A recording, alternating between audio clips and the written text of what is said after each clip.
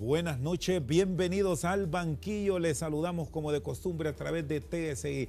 Tema de seguridad, hoy lo abordamos y hablamos de lo que está pasando en el país y las acciones de la policía y la Fuerza de Seguridad Nacional Interinstitucional FUSINA. ¿Qué medidas se van a tomar para el control de la delincuencia? Don Luis Suazo, subsecretario de Estado en el Despacho de Seguridad, ¿qué tal? Buenas noches, bienvenido. Chendo, siempre un gusto estar por aquí. Además lo felicito porque este programa ya tomó altura. ¿Ya? ¿Cómo estamos? Acciones por parte de la Policía Preventiva junto a otros órganos de seguridad para hacerle frente a una ola delictiva que de pronto sorprende en este inicio del 2019 con una serie de muertes múltiples. Sí, bueno, hemos tenido, Chendo, estas muertes múltiples por diferentes razones. Hay algunas que se deben a actuaciones de grupos criminales y que son realmente por una discusión de terreno, una disputa de territorios. Tenemos otras que son vendetas entre familias en algunos lugares en el país.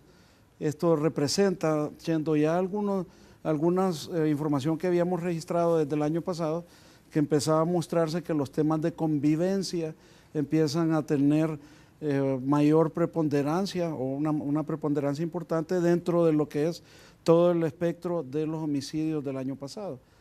Más de la mitad, cerca de la mitad, perdón, de los homicidios del año pasado fueron por razones de convivencia.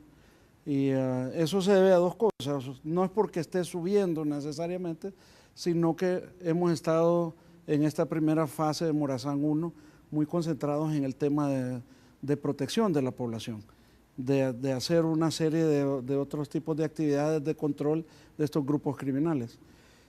Morazán 2 tiene un propósito de intensificar todavía lo que estamos haciendo en el tema de proteger a la población, pero también empezar a trabajar fuerte en el tema de reconstruir el tejido social en muchas comunidades, a trabajar en la base que incluso llegan a ser culturales en el país y que representan un gran reto, y donde no vamos a estar solo instituciones del sector de seguridad, sino que un esquema intersectorial donde va a participar la parte social, y en realidad ya todos los demás vamos a entrar en este nuevo esquema dentro de Morazán 2. Morazán 2 entrará a zonas donde se han registrado estos hechos lamentables, llegarán al área marginal donde con algún grado de frecuencia escuchamos a nivel de los medios de comunicación el clamor de la ciudadanía que no solo lleguen por un momento, sino que permanezcan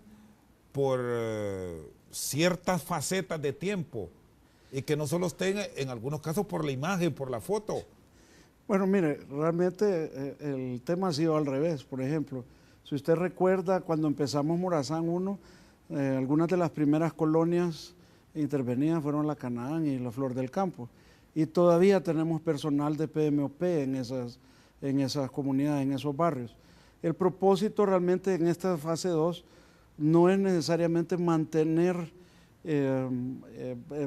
este PMOP en todas partes o policía, fuerzas especiales de policía, sino que más bien realmente complementar con la acción social del gobierno en la recuperación de los espacios y esto, como decía, la reconstrucción del tejido social dentro de las comunidades, porque al final una buena parte de la seguridad y a donde estamos llegando es de autogestión de la ciudadanía, de la participación de todos, ya no solo de los cuerpos de seguridad del Estado o de todo el esquema institucional que le ha estado dando protección a los ciudadanos. ¿Cómo está el trabajo de la inteligencia, abogado Suazo? Porque este ha sido uno de los reclamos permanentes.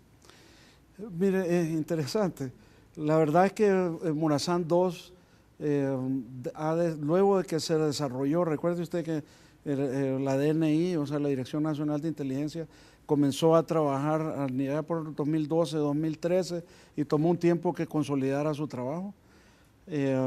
Hasta muy recientemente, el año pasado, o el año antepasado ahora, se organizó la inteligencia policial, por ejemplo, y estamos trabajando fuertemente y se trabajó fuertemente en el tema de conjuntar la inteligencia, de tal suerte que esta fuerza, por ejemplo, antimaras y pandillas, y el concepto de Morazán 2, en lo que vamos a estar planteando, está basado en inteligencia y seguimos en el concepto de atender denuncias y de investigarlas, pero también pasar a un proceso más proactivo basado en inteligencia de varios niveles. La población está respondiendo, los sistemas que se han creado son utilizados para la denuncia o aún existen aquellos temores que son acciones que se arrastran del pasado, por lo que ya todos sabemos que existía en la policía, que a veces llamaba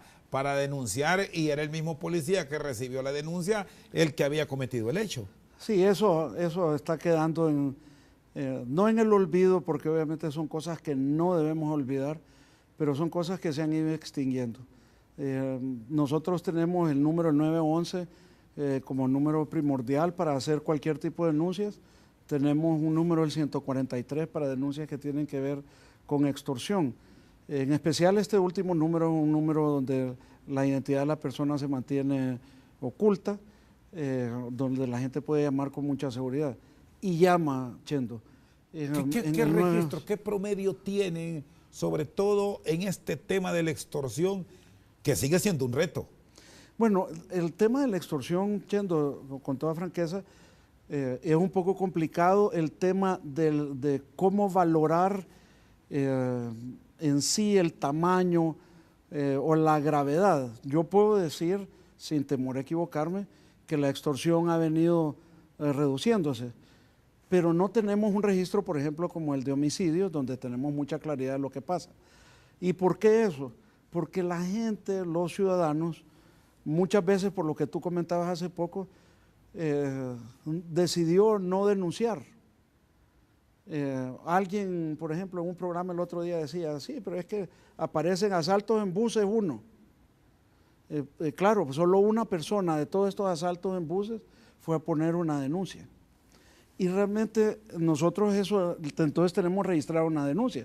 Por supuesto que sabemos que no solo ese caso hay. Así que es sumamente importante la participación de los ciudadanos mediante la denuncia. Nosotros vemos crecer las denuncias sobre extorsión y no es la extorsión la que está creciendo. Lo que está creciendo es la credibilidad y la confianza de los ciudadanos en denunciar, porque ha habido respuesta. Yo hace unos 2 meses, por ejemplo, veía unas declaraciones del vocero del Ministerio Público que mencionaba, por ejemplo, que el 100% de las capturas que se hacen con antimaras y partidas, el 100% se judicializa y en el 100% de los casos habían obtenido condenas. Así que este proceso va cambiando y eso nos va generando confianza. Hace unos 3 meses atrás tuvimos 302 homicidios y 188 personas que fueron procesadas por homicidio en el mismo mes.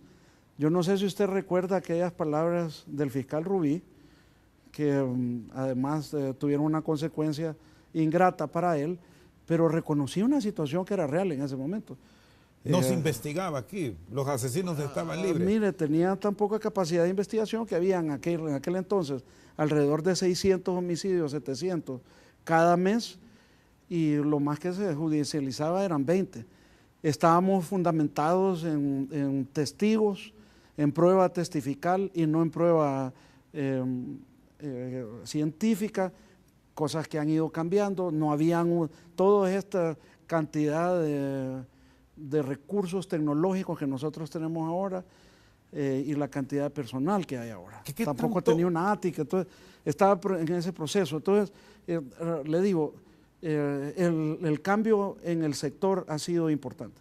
¿Qué tanto se han valido de la tecnología para investigar algunos crímenes, algunos hechos? ¿O el seguimiento de acciones que se están programando? Mire, nos han servido en innumerable cantidad de casos. Solo tal vez no se publican permanentemente para no develar dónde tenemos nosotros cámaras y cuáles las capacidades que tenemos, por ejemplo, solo en el 911 de seguir a una persona. Hace ya unos meses, por ejemplo, y creo que más de un año ya, una persona tal vez lo llega a recordar, una persona murió por el puente de la isla. Alguien lo empujó y resulta que nosotros pudimos reconstruir en base en el 911, con las filmaciones, seguir a la persona que lo empujó. Tuvieron un altercado y lo terminó empujando, y cuando cayó la persona murió. Lo pudimos seguir y una hora después llegó la patrulla a la gasolinera que queda enfrente del estadio, donde él se había quitado la ropa que andaba, estaba con otra ropa y estaba platicando con gente. Y se detuvo y esa persona está hoy presa. Y como eso hay cientos de casos. Se viralizó un caso de un asalto en un cajero en San Pedro Sula, donde alguien que pasó por ahí, llamó al 911 y dijo: me parece que hay una gente asaltando a alguien que está en el cajero en tal lugar. Y ahí mismo se atrapó la gente. O sea, bueno, hay temas de seguridad, abogado, que se mantienen como tal, pero ¿cómo están con esa seguridad y vigilancia inteligente en el país a nivel de las principales ciudades? ¿Se tiene una cobertura adecuada o sí, falta que desarrollar procesos? Sí, yo diría que tenemos bastante adecuada. Hay lugares donde estamos creciendo. Acabamos de comenzar en Santa Rosa de Copán, por decir, en Gracias también. Y, en San Pedro Sula, ¿las principales ciudades las tienen cubiertas? Sí, las tenemos cubiertas. San Pedro Sula es un poco un reto para nosotros por la cantidad de calles que tenemos allá en San Pedro Sula y que dan acceso a diferentes rutas de salida. Pero se ha estado trabajando en tener cubierto todo el perímetro y poder tener un cierre de ciudad tecnológico, y ya se logró. Pero sí tuvimos ese proceso, que estamos en desarrollo de la tecnología. Hay otra tecnología que nos ha estado haciendo de mucha utilidad, y toda esta tecnología está al servicio de contrarrestar la impunidad, de reducir entonces la criminalidad. Y al final tenemos, Chendo, en los últimos 5 años, 5.000 privados de libertad adicionales a los que teníamos cuando comenzó la administración anterior. Está con nosotros esta noche al banquillo el subsecretario de Estado en el despacho de Seguridad, Luis Suazo. Una pausa, en breve continuamos.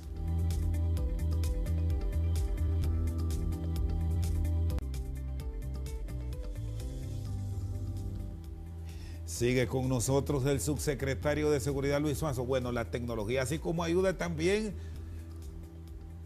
en algunos casos los hace incurrir en errores, y en el argot popular y en el término policial a veces le llaman planchón.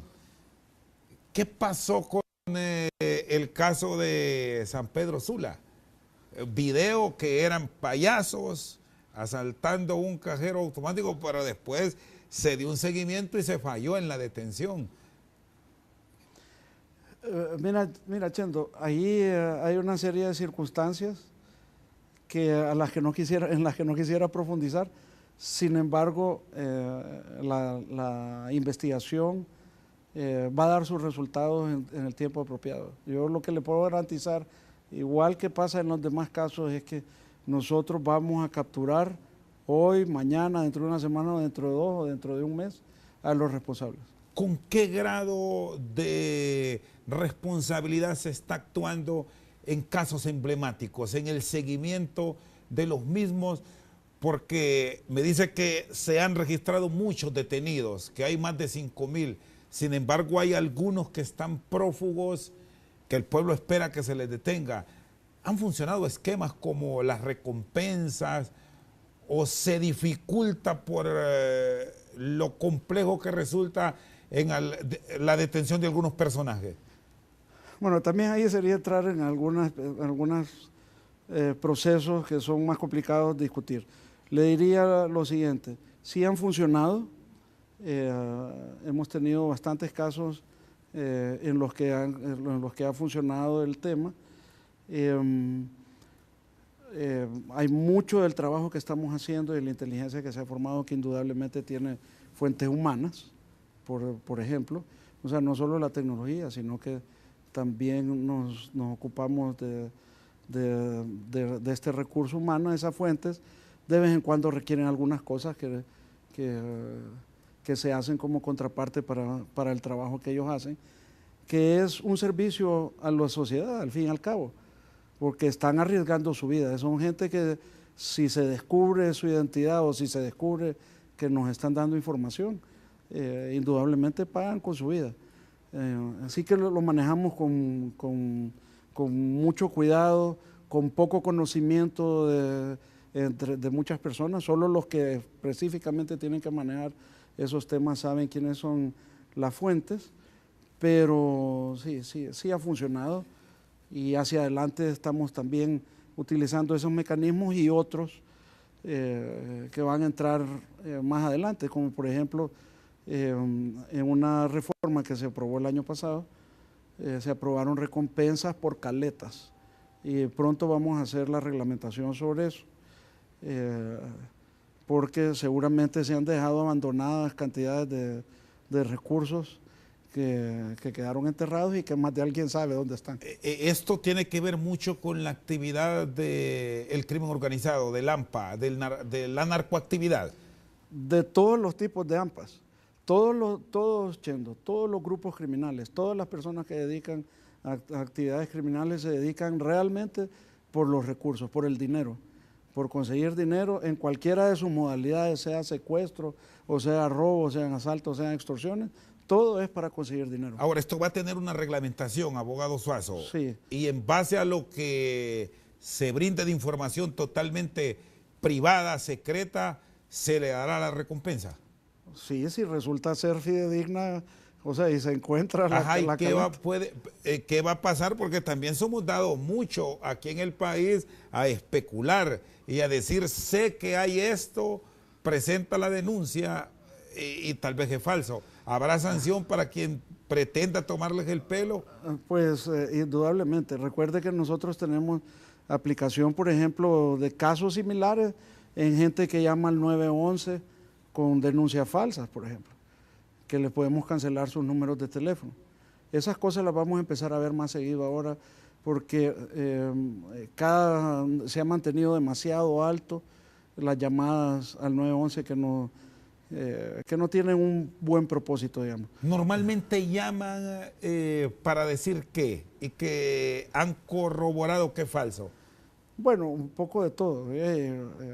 Pueden decir que hay alguien armado que está circulando en una colonia y se va a hacer una verificación, y quizás más bien, es que es complicado, se ha utilizado esa forma para abrir otros espacios, pero cada vez estamos más serios, cada vez el 911 ha adquirido todavía más tecnología, Chendo, y cada vez es más efectivo el trabajo del 911. ¿Cómo están coordinando con las alcaldías a nivel de todo el país por aquello de la ley de convivencia ciudadana? Porque también aquí es un escenario válido donde se presenta lo que me explica. Sí, es importante decirte, Chendo, y a toda la ciudadanía, que desde la Secretaría de Seguridad se ha emprendido un proceso para hacer planes de seguridad en los municipios donde hay participación ciudadana.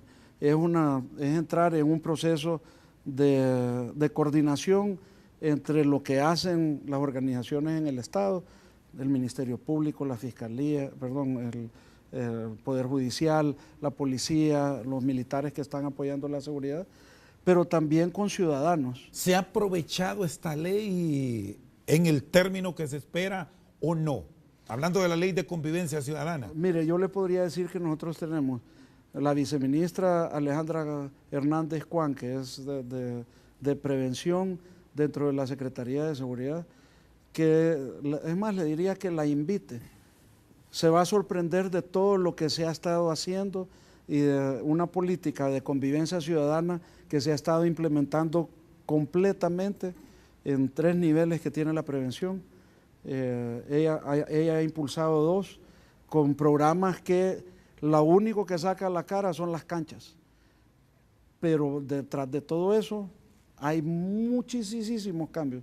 Es como en la Secretaría de Seguridad, lo que más saca a la cara es la depuración, y usted no se imagina todo lo que ha cambiado dentro de la Secretaría de Seguridad, que realmente es donde la base donde se va a estar apoyando esta nueva policía, que le aseguro en un par de años más va a asustar a cualquiera en su efectividad.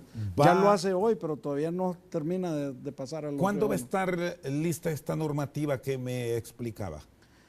Bueno, estamos presentándolo pronto en un Consejo de Defensa y Seguridad, porque así está dispuesto que se debe hacer en el Consejo de Defensa y Seguridad.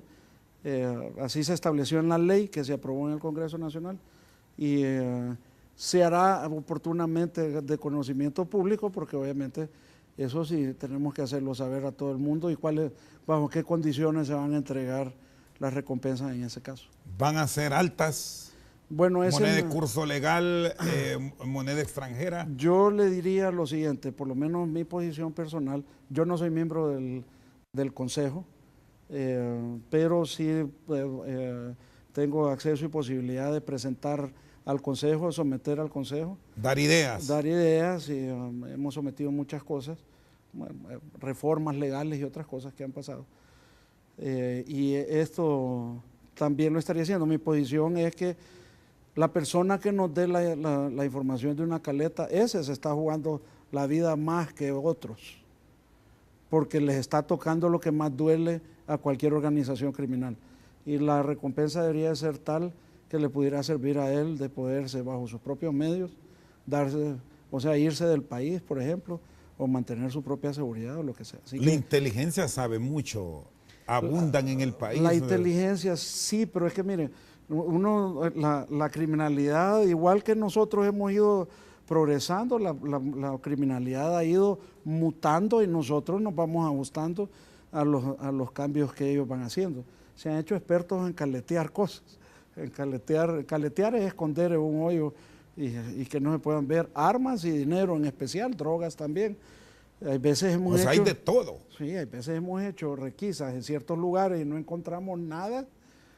Hemos hecho otros recursos y finalmente encontramos y estaba debajo de donde uno estuvo parado. Pero están tan bien hechas las cosas que uno no se puede imaginar. Ahora mismo, ¿cuál es el delito que más les llama la atención, que les preocupe y que sobre esa base está trabajando la seguridad del país, abogado? Bueno, la extorsión número uno. Muy cerca está el tema del narcomenudeo, Chendo, que es increíble, pero ha empezado a haber narcomenudeo en todo el país. No necesariamente de cocaína, sino que de marihuana, por ejemplo. Ya hemos encontrado sembradíos enormes de marihuana. Eso existe porque hay un mercado. Así que esas serían como delitos, los dos primeros. Estamos trabajando siempre en mantener segura la pasada y hostil la pasada de droga por el país. Pasa, pero poco. Te puedo decir que en informes que se producen en una institución internacional de seguridad, dice que solo el 3% de los envíos, antes eran casi 80%, tienen como primer destino Honduras. Ahora otros países tienen eso, y eso es porque aquí se volvió hostil la operación para esta gente. Sin embargo, Colombia se ha triplicado la producción de coca porque antes se fumigaba la coca para que no se pudiera dar, y estas fumigaciones al final hubo una resolución en la Corte Constitucional de Colombia diciendo que ya no se podían hacer esas fumigaciones. Entonces ha crecido la cantidad de coca y tiene que tomar rumbos y ver cómo llegar al mercado, que es el mercado favorito, digamos, que va hacia el norte nuestro. Es un mercado con mucho dinero, y mientras ese mercado exista, difícilmente nosotros que estamos en medio entre producción y consumo, vamos a estar fuera del riesgo. Pero hacemos todo lo posible para que aquí no sea el lugar donde vengan, que se vayan por otros lugares, y cada quien hace su trabajo. Con nosotros esta noche al banquillo Luis Suazo, subsecretario de Estado en el despacho de seguridad. Una pausa, en breve continuamos.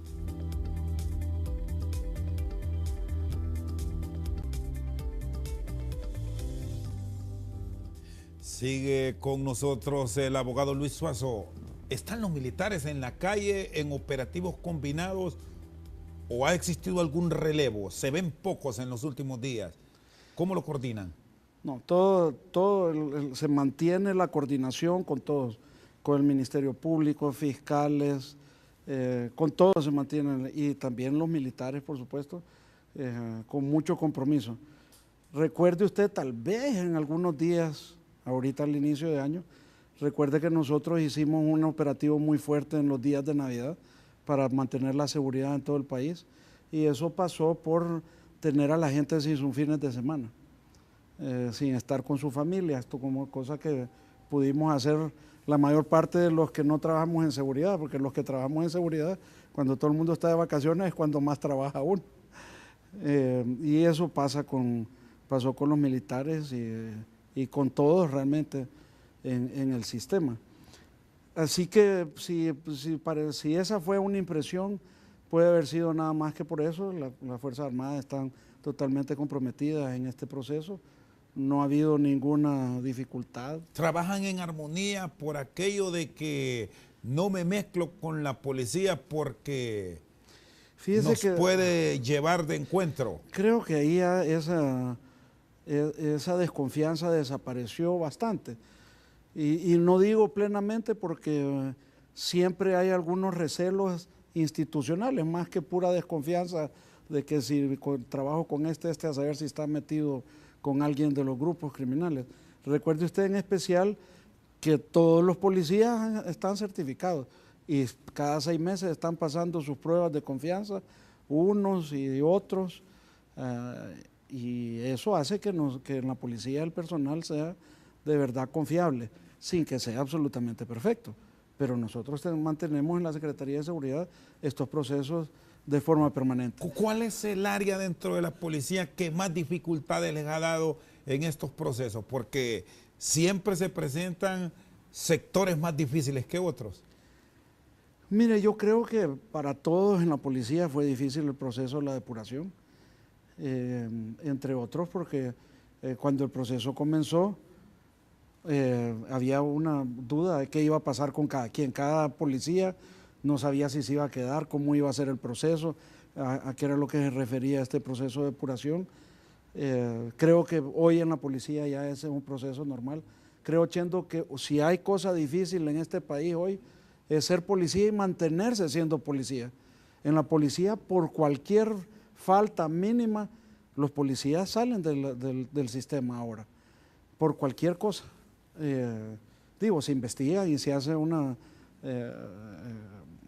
audiencia de descargo, digamos, pero es difícil ser policía ahora. ¿Qué tal el perfil de la mujer? Hemos visto muchas damas que han incursionado. Es súper interesante el tema.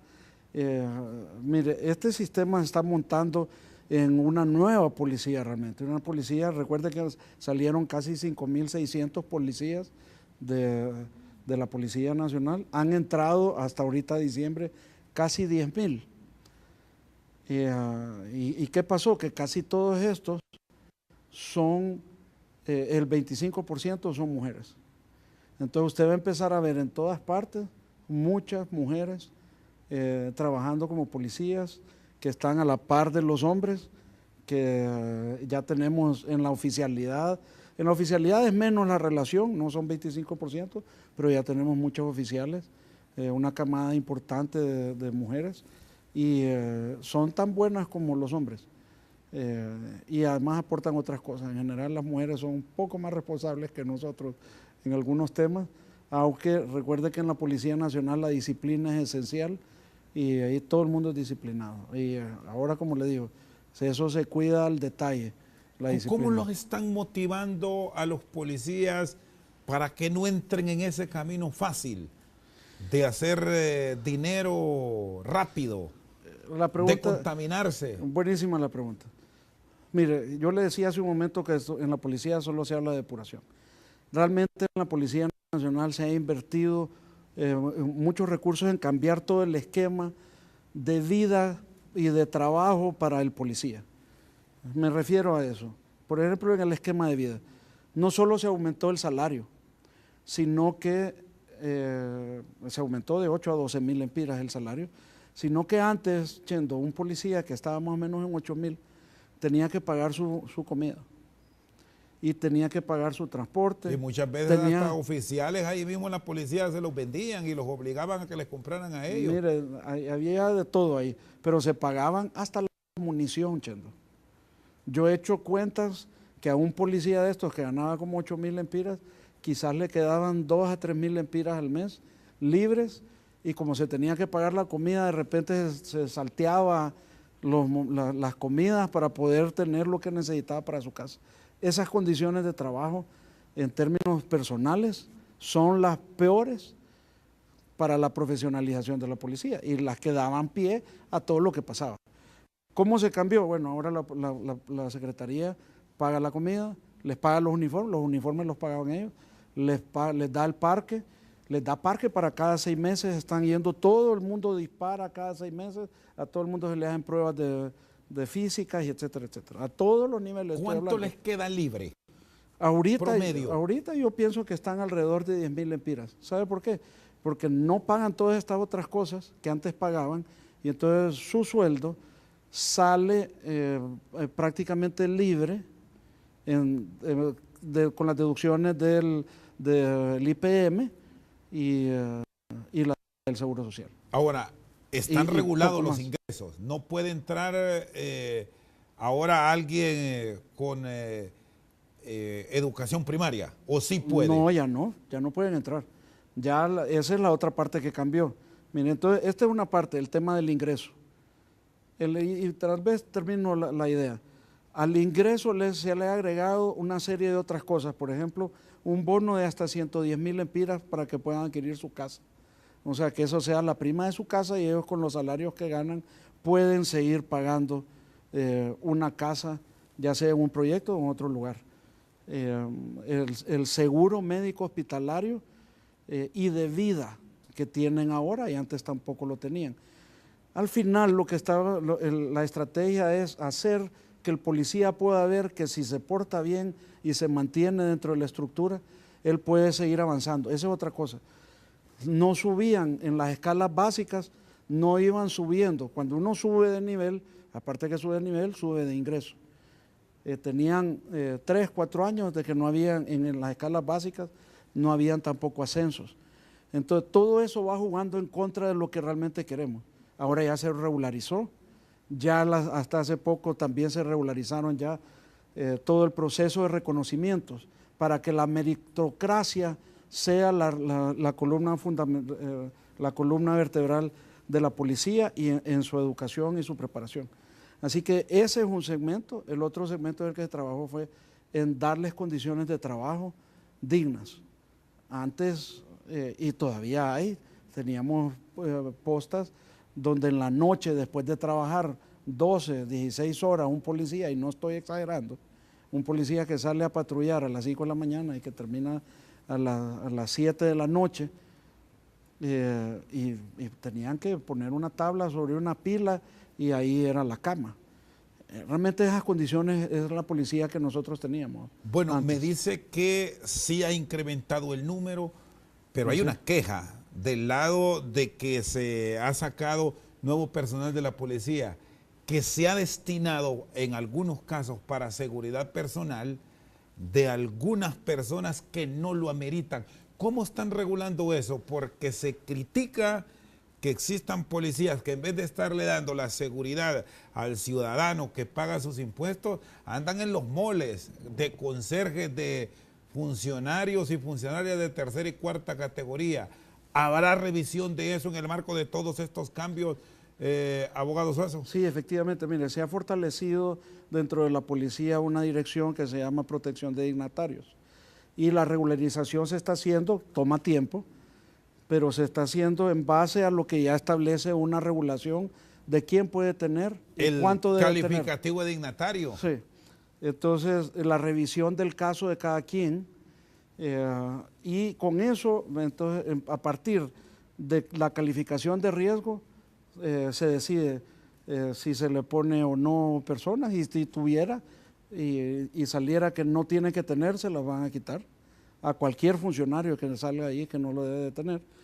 Y por el contrario también, al que tiene, están los diferentes niveles de si se le da solo seguridad que lo esté acompañando, si necesita un carro blindado, si necesita carro blindado y además un seguidor. Esas cosas en general cada vez se están revisando y profesionalizando más. Y le voy a decir, aparte de la presión pública que tienen razón, es la presión sobre los recursos. Nosotros graduamos en la policía el año pasado un curso de 998 policías. Un curso de 11 meses, bien preparados, antes se hacían 3. Y ellos salen. Pero si uno hace la cuenta, Chendo, esos 1000 policías, casi 1000 policías, usted los tiene que dividir en 298 municipios. Y ahí le quedarían, digamos que como unos 3 por municipio. Pero ahora póngale que Tegucigalpa no le puede dar 3, San Pedro no le puede dar 3. Y en estas ciudades hay policía de tránsito, policía de investigación, policía preventiva, policía comunitaria, inteligencia de policía, ahora hay una policía de antinarcotráfico, etcétera. Entonces la demanda de personal es muy grande. Está con nosotros esta noche al banquillo el subsecretario de Seguridad, Luis Suazo. Una pausa, en breve continuamos.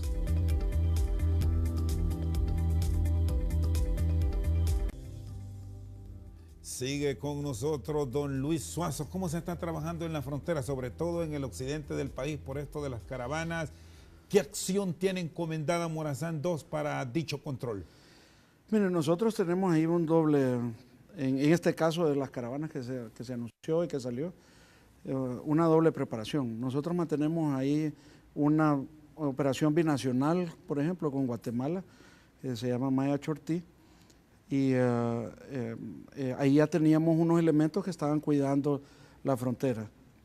Bueno, con todo lo que nos pasó con la primera caravana, donde los hondureños irrumpieron en la frontera con Guatemala, por ejemplo, se hizo un dispositivo diferente, era esta ocasión bastante menos personas, se hizo un control sobre los niños, fue el primer control y creo que muy interesante, muy importante de proteger a la niñez aquí, para que no estuvieran saliendo sin sus padres eventualmente y se estaban saliendo con ellos, que salieran bajo toda la ley. Esa era algo que cuidar como prioridad, los niños. Luego, en los temas de seguridad se había dispuesto una cantidad de elementos suficientes para cuidar la frontera de nuestro lado. Afortunadamente en este caso no tuvimos todo lo que tuvimos en la anterior, como decía, que irrumpieron y otras cosas. Eso nos ha permitido que el flujo vaya ordenado. Las cosas no han ido funcionando como funcionó en la primera vez para las personas que lo organizaron. Y cuando digo las personas que lo organizaron es porque ahora ya, como hay mucha insatisfacción, empieza la gente a quejarse, que les dijeron que iban a haber buses, que los buses solo se llevaron como a 600, que se quedaron 1.200 sin... ¿Corroboraron si hubo dinero de por medio en este tipo de movilización? Mire, estamos en una investigación sobre ese tema. Yo particularmente con mi equipo hice un análisis sobre el tema. La legislación, incluso la internacional, el tráfico de personas se da cuando usted cruza la frontera. Mientras las personas van caminando en los países, por supuesto eso no es ilegal. Entonces, ahí hay unas connotaciones y algunas dificultades en establecer unos procesos. Nuestra legislación establece que haya dinero de por medio. Eso se complica porque mucha de la gente que se ha ido, obviamente lo que estaba haciendo es que yéndose en la caravana no le tocaba pagar un coyote, aunque muchos fueron a terminar pagando, de los pocos que han cruzado en Estados Unidos fueron a terminar pagando coyote igual. Los demás, por los procesos que se habían prometido, no están. Todos hemos visto a Estados Unidos cuál es su política y cómo están manejando las cosas. Y lo están haciendo con mucha seriedad. Por lo tanto, estas caravanas están destinadas realmente a dejar en el limbo a nuestros hondureños, que es lo que nos ha preocupado a nosotros y por lo cual el gobierno de la República, con instrucciones del presidente y de la primera dama, que está permanentemente a cargo de esto, hay un sistema ordenado para poderle ofrecer a la gente que se quiera regresar, ayuda para regresarse al país y que no se vayan a quedar ahí a expensas de estos criminales. ¿Y cómo coordinan, sobre todo en territorio guatemalteco, donde hay una buena cantidad ahora mismo, y en los mismos Estados Unidos mexicanos, donde también hay delincuencia, para que no existe ese riesgo? Bueno, como la trata de personas y en la misma utilización en el narcomenudeo. Mire, la gente tiene el supuesto de que si va en un grupo tan grande no va a ser alcanzado por la criminalidad, pero eso no es cierto. Allí hay gente profesional que se les acerca, les empieza a ofrecer cosas y ellos voluntariamente se salen de las caravanas. ¿Y han identificado quiénes son estas cabezas que ofrecen? Bueno, aquí hubo hasta una ONG mexicana que vino con tranquilidad a ofrecer ayuda, que es la otra parte en este problema, Chendo, y es que migrar es un derecho humano. Pero legal. Sí, claro. Entonces el concepto es, y donde tenemos que tener mucho cuidado, donde nosotros podemos actuar como Estado contra estas personas que han estado haciendo estos procesos, es en el momento de cruzar las fronteras. ¿Y han existido detenidos de esos grupos que han motivado, que han incentivado? Sí, hubo detenidos. Hubo un par de detenidos, incluso unos detenidos antes de que saliera la caravana. Hubo una persona, por ejemplo, en San Pedro Sula, que se detuvo porque estaba cobrando. Y entonces en ese caso, como estaba cobrando, entonces ahí opera el tema. Entonces, ha representado un reto, pero yo creo, le diría, que el Estado de Honduras ha respondido apropiadamente a la situación y sigue estando, y va a seguir estando, cuidando a los nacionales donde estén. Nosotros mantenemos en permanente contacto nuestra embajada en México y además de un equipo especial que tiene el presidente constituido para estar sobre este tema, dedican su tiempo a saber que a estos hondureños no les pase nada malo, aunque están fuera de nuestras fronteras. Abogado, se habla de acciones, de manifestaciones en los próximos días en el marco de protestas de la oposición con los comandos insurreccionales. Estamos hablando de cierres de calles. ¿Qué va a pasar? ¿Qué instrucciones se tienen? Mire, Chendo, yo lo primero que diría es pedirle a los líderes de esos procesos que sean responsables y que no podemos seguir haciendo división o tratando de ejercer violencia en el nombre de la razón y de la verdad, porque Honduras no puede vivir con eso. Así que lo primero es pedirles que cambien. Tienen derecho a protestar, pero los otros hondureños tienen derecho a circular y nosotros tenemos que cuidar los derechos de ambos. Y donde haya un irrespeto de parte de uno de ellos sobre los demás, nosotros vamos a tener que actuar. ¿Habrá algún compás de espera? Si hay un cierre de calle, siempre se dialoga, les dirán, sí, ¿tienen tanto tiempo? Siempre hay un protocolo y mire, Chendo, aquí han habido manifestaciones enormes como la del domingo después de la elección. No me acuerdo cuántos, pero era una cantidad importante de hondureños que marcharon aquí en Tegucigalpa en protesta. Y no hubo ningún problema. Mientras no se transformen en manifestaciones violentas, mientras no se quieran meter a los negocios a saquear y a robarle el esfuerzo a gente que les ha costado muchísimo, mientras no le quieran prender fuego a las cosas, yo creo que ellos están ejerciendo su derecho y nosotros los vamos a respetar. Pero no se pueden quedar parados. Y, por supuesto, no vamos a permitir que hayan otra violencia de otra naturaleza. Abogado Sanso, le agradezco. Feliz noche. Feliz noche. Con nosotros esta noche al banquillo el subsecretario de Estado en el Despacho de Seguridad, Luis Suazo. Por su sintonía, muchas gracias.